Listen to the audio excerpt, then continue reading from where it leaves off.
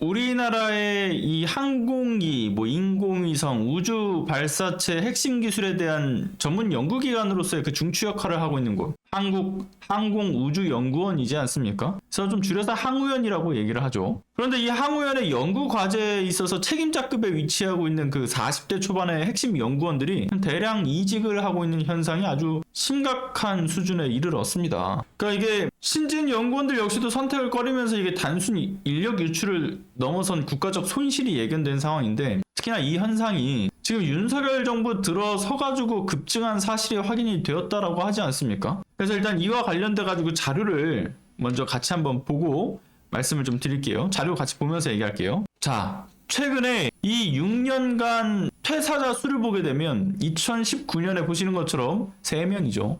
그래서 가로에 있는 저 숫자 2는 그 중에 민간 기업으로 이직한 퇴사자 수인 겁니다.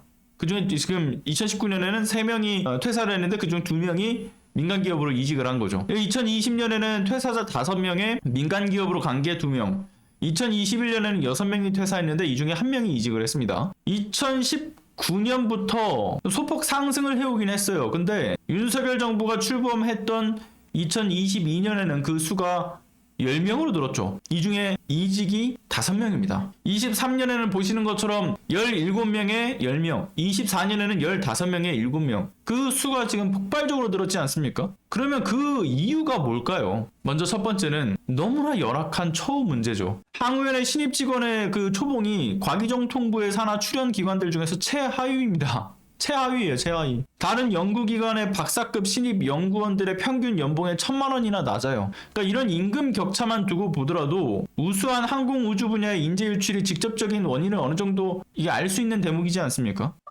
아니어도 연구 분야 중에 종사자가 굉장히 희소한 전문 영역이 바로 우주과학 분야인데 지금 이렇게 처우 개선이 되지 않고 있으니까 대체할 수 있는 연구자를 찾는 것 자체가 하늘의 별 따기인 거고, 그리고 이런 어떤 연구진들이 이렇게 슬쩍 민간 기업으로 눈만 돌리더라도 정말 파격적인 억대 연봉이나 주 4일 출근과 같이 처우가 훨씬 나은데 항우연을 선택할 리가 없는 거죠. 그리고 최근에 6년간 퇴사자 이 통계를 앞서 보여드렸지만 도합 56명 중에 27명이 하나 에어로스페이스랑 삼성전자, 현대로템 이쪽으로 옮긴 거예요. 핵심 연구원들도 결국 국가 차원에서의 우주연구 직접적으로 이렇게 좀 참여를 한다, 이런 자부심만으로는 해결할 수 없는 현실적 문제에 부딪혀가지고 이직할 수밖에 없는 거죠. 그러니까 이 조직의 허리인 핵심 연구원들, 40대 초반의 핵심 연구진들도 날아가고 신진까지 없어지니까 다리마저 끊겨 나가는 그런 실정에 정부가 여전히 대책 마련을 하지 않고 있으니 또 얼마나 답답한 일입니까? 심지어 이렇게 핵심 연구진들이 민간 기업으로 이직을 하는 그 상황에서 발생될 수 있는 추가적인 문제는 국가 기밀 유출 문제죠. 이런 것도 또 다른 문제를 야기하는 심각한 일인 거고요. 그리고 두 번째는 생각 없는 탁상공론으로 항우연이 지금 누더기가 되어가고 있는 문제도 있죠. 그 윤석열 정부 출범하고 나서 시행됐던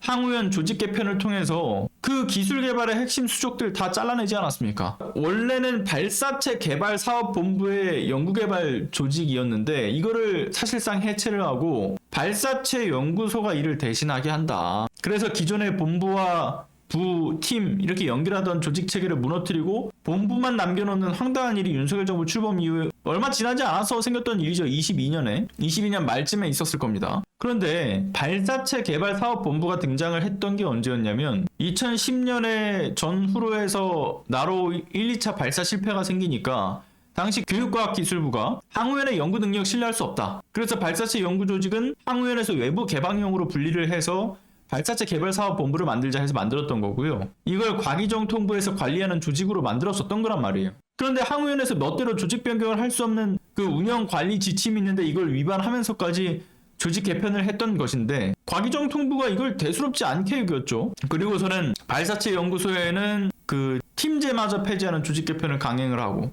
이러면서 특히 누리호의 기술 노하우를 이제 하나 에어로스페이스로 이제 넘겨가지고 한국형 발사체 고도화 사업을 추진하던 굉장히 중요한 기술 이전 시점에 이런 일을 하니까 내부적으로 혼란은 또 가중되었었던 거고요. 근데 이런 일을 저지른 그 배경이 뭔지를 또 보면 기재부가 22년 7월 당시에 공공기관 경영혁신 가이드라인을 내걸면서 조직, 인력, 예산, 복리후생 이런 5대 분야에 대한 혁신 방안을 제출해라 이렇게 요구를 하면서 출발을 합니다. 그 당시 정부 출연 연구기관인 항우연 역시도 여기에 포함이 되니까 다른 공기업과 동일선상에서 조직 개편을 무리하게 추진할 수밖에 없는 일이 발생을 한 거죠. 그러니까 이게 특성에 맞춰가지고 조직 개편도 손을 대야 되는 건데 그냥 다 같이 이 공기업들 싸잡아가지고는 일괄적으로 동일하게 조직 개편을 하라 이렇게 하니까 다 망가져 버리는 거예요. 그러니까 차세대 발사체 개발 착수 업무라든가 기술 이전 문제 하나하나가 수천억에서 수조 원 정말 천문학적 비용이 투입되는 국가 과제를 정부 차원에서 무너뜨린 셈이었던 거죠. 그리고 세 번째, 윤석열 정부에서 항우연에 발생했었던 또 다른 일 중에 하나는 임금체불 문제였죠. 대국민 프로젝트인 달 탐사선 다누리 개발에 참여했던 연구원들이 프로젝트 중에 이제 개발 설계 문제가 생기면서 5개월가량 연구가 중단됐던 기간이 있어요. 근데 이때 그 연구는 중단됐는데 다누리에 대한 그런데 이때도 연구원들이 일을 안 했던 건 아니거든요.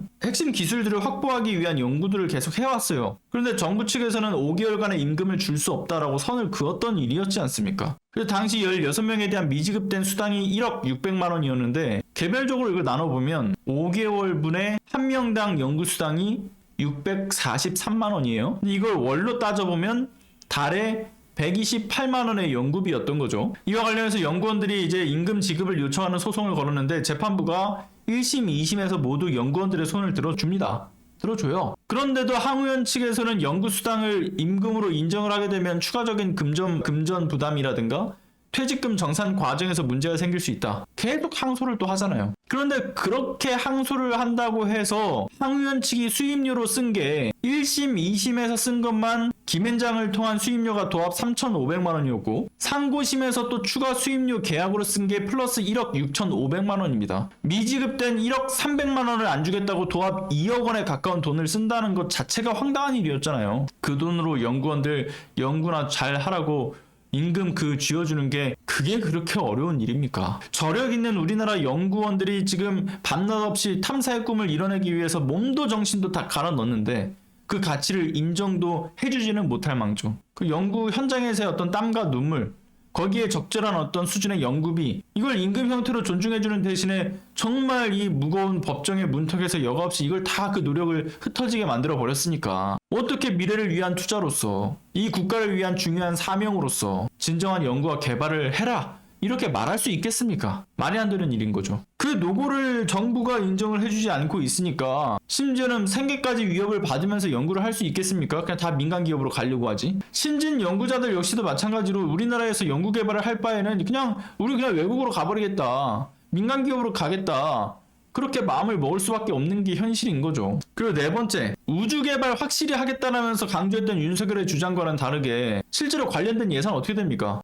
다 삭감돼 버려요. 그것도 원인이죠. 실용급 위성이나 정지궤도 위성에 있어서 중점 기술 확보에 대한 사업 예산이 올해 53억 원이나 삭감이 됩니다. 우주 개발 기반 조성하고 성과 확산 사업 예산도 72억 원이나 삭감이 됩니다. 소형 발사체 개발 지원 사업도 31억 삭감되죠. 우주 분야 미래 선도 기술의 선행 개발에 대한 지원 사업 95억 원이나 삭감하죠. 다 절반 이상씩 삭감이 돼요. 결과적으로는 이런 정부의 무책임 무능이 우리나라 우주 산업의 미래마저 위협하고 퇴행을 시키고 있는 거죠. 향후에 보면 2040년에는 현재보다 우주 산업이 국가안보, 자원안보, 식량안보 이런 분야까지 다 밀접하게 연관될 미래 성장의 어떤 동력으로 평가를 받고 있는데 그런데도 불구하고 이 모든 것을 퇴행시키고 있으니까 추후 우주 시대의 주역 이건커녕 변방의 후진 국가 정도로 전락할 수밖에 없지 않겠습니까? 앞으로도 이직은 크게 늘어날 수밖에 없을 것으로 보여지고요. 신진 연구원들 역시도 해외로 빠져나가거나 민간으로 빠져나갈 텐데 또 이걸 대응을 하겠다라고 하면서 우주 항공 분야의 실적이 미흡하니 민영화를 강행하겠다. 라는 것도 있지 않을까 싶어요. 그래서 항우연을 흔든 게 아니겠습니까? 민영화하기 위해서. 아무튼 이 정부 하에서는 어느 분야로 보건 간에 앞이 보이지 않는 건 똑같아 보입니다.